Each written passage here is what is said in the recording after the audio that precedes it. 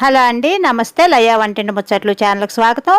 ఈరోజు మన రెసిపీ జీరా రైస్ చాలా బాగా వచ్చింది. మీరు కూడా తప్పకుండా ట్రై చేసి ఎలా వచ్చిందో కమెంట్లో పెట్టండి. అదిగో చూడండి ఎంత పొడి పొడిగా వచ్చిందో, రెస్టారెంట్ స్టైల్లో ఎలా ఉంటుందో అలా వచ్చిందండి. మనం ఈ కొలతల ప్రకారం కనుక చేసుకుంటే చాలా టేస్టీగా ఉంటుందన్నమాట. అదిగో నేను అన్ని బియ్యం తీసుకున్నాను. ఒక సాలిడ్ అంటే మన మంచినీళ్ళ గ్లాస్తో పెద్ద గ్లాసుడండి. దానికి నేను 3 పచ్చిమిర్చి తీసుకున్నాను.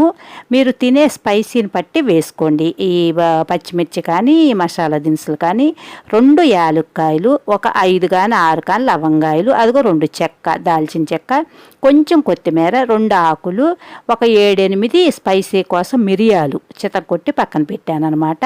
అది స్పైసీగా ఉండటం కోసం. ఇంకా కారం వెయ్యం కదా, అందుకని. అదిగో నెయ్యితో చేసుకుంటేనే జీరా రైస్ చాలా టేస్ట్గా ఉంటుంది.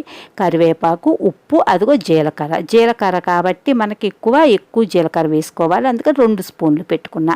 టీ స్పూన్తో 2 స్పూన్లు అనమాట. జీరా రైస్ అంటే మరి ఫ్లేవర్ అదే కదా, అందుకని ఎక్కువ వేసుకోవాలి క్వాంటిటీ. అదిగో 2 చెంచాలు నెయ్యి వేసుకున్నాను. జీరా రైస్ నేతితో చేసుకుంటేనే చాలా బాగుంటుంది. మీరు అవైలబుల్ లేకపోతే ఆయిల్ అయినా వేసుకోవచ్చు. అదిగో లవంగాయలు, యాలక్కాయలు వేశాను. ఇదండి చిన్నపిల్లలకు కూడా చాలా మంచిది. ఎందుకంటే జీలకర్ర మనం గ్యాస్ ట్రబుల్కి అది కూడా వాడుతూ ఉంటాం కదా.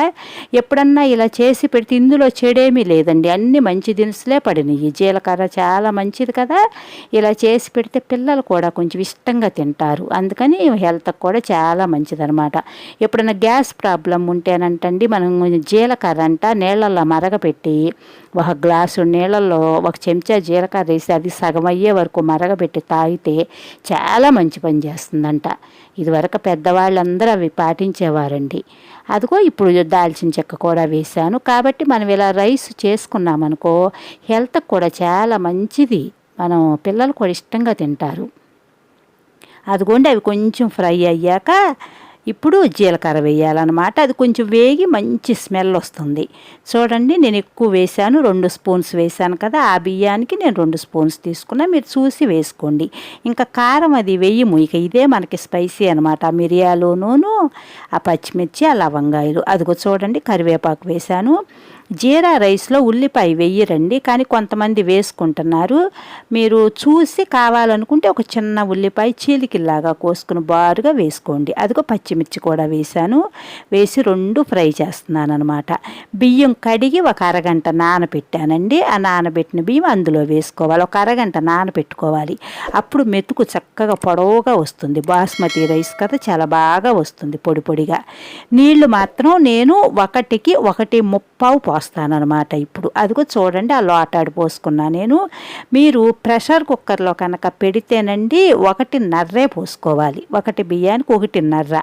ఎక్కువ పోస్తేనే శుద్ధ అయిపోతుంది, మళ్ళీ బాగోదు. పొడి పొడిగా ఉంటేనే అందంగా ఉంటుంది, టేస్ట్ బాగుంటుంది. అదిగో సాల్ట్ వేసాను. మీరు రుచికి సరిపడా వేసుకోండి సాల్ట్. స్పైసీ కూడా అంతే, కారం కూడా మీరు తినేదాన్ని బట్టి వేసుకోండి.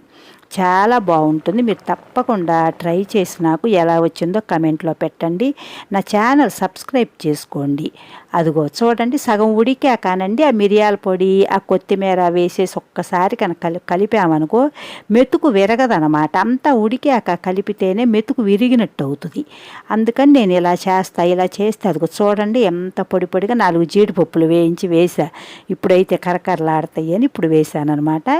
అదిగో చూడండి ఎంత బాగా వచ్చిందో పొడి పొడిగా. ఒక అరచెక్క నిమ్మరసం వేసుకోవాలండి. మనం ఫ్రైడ్ రైస్ చేసినా, బిర్యానీలు చేసినా ఇలా చేసుకుంటేనండి నిమ్మ చెక్క చాలా టేస్ట్. ఒక అరచెక్క అనమాట. అదిగో చూడండి ఎంత పొడి పొడిగా, ఏ మెతుకు కూడా అతుక్కోకుండా వచ్చింది. అలా ఉంటేనండి రెస్టారెంట్ స్టైల్లో వచ్చినట్టు వస్తుందన్నమాట. పిల్లలు కూడా బాగా ఇష్టపడతారు. ఇప్పుడున్న పరిస్థితుల్లో బయటికి వెళ్ళి తినే పొజిషన్ కూడా లేదుగా. మనం సింపుల్గా ఇలా చేసి పెడితే జీలకర్ర కూడా హెల్త్ మంచిది కదా, చాలా బాగుంటుంది. మీరు తప్పకుండా ట్రై చేయండి. నేను మొన్న కోడిగుడ్డుతో నిలవ పచ్చడి పెట్టానండి. అది కూడా చాలా బాగా వచ్చింది. మష్రూమ్స్తో బిర్యానీ అవన్నీ మీరు ఒక్కసారి నా ఛానల్ చూసి తప్పకుండా సబ్స్క్రైబ్ చేసుకోండి. మీ ఫ్రెండ్స్ అందరికీ కూడా షేర్ చేయండి. మీరు సబ్స్క్రైబ్ చేసుకుని నాకు సపోర్ట్ చేస్తారని నేను ఆశిస్తున్నాను. మీరు తప్పకుండా సపోర్ట్ చేయండి. అదిగో 4 జీడిపప్పులు కూడా పైన వేసాను అనమాట. కర్రీ ఆల్రెడీ ఉంది, రొయ్యల కూర. నేను అందుకని మీకు కర్రీ చూపించలేదు, ఇది ఒక్కటే చూపించాను. నేను మార్నింగు రొయ్యల కూర వండుకున్నాను అనమాట. అది కూడా వీడియో పెడదామంటే ఏముందలే మామూలు కర్రీనే అనుకుంటారని నేను వీడియో పెట్టలేదు. మీరు ఇలా ఏ కర్రీ ఉన్నా, పొటాటో ఆలు కుర్మా కానీ ఏదన్నా ఉన్నా చాలా బాగుంటుంది. పెరుగు చట్నీ చేసుకున్నా కానీ మీరు తప్పకుండా ట్రై చేయండి. మీరు కారం వేయకూడదు, ఇందులోనూ పసుపు యాడ్ చేయొద్దండి. పసుపు కానీ కారం కానీ వేస్తే మీకు కలర్ మారిపోతుంది జీరా రైసు. మీరు నా ఛానల్ చూసి సబ్స్క్రైబ్ చేసుకుని సపోర్ట్ చేస్తారనుకుంటున్నాను. Thank you.